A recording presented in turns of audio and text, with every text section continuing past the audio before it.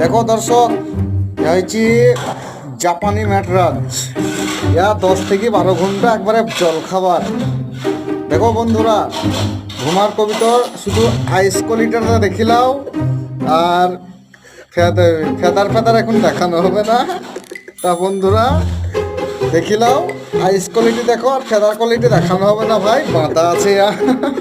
তা ইয়া ভাই 12 থেকে 13 ঘন্টা, শায়দ 8টার সময় নামে, তার লেগে দড়ি দিয়ে বাঁধা আছে।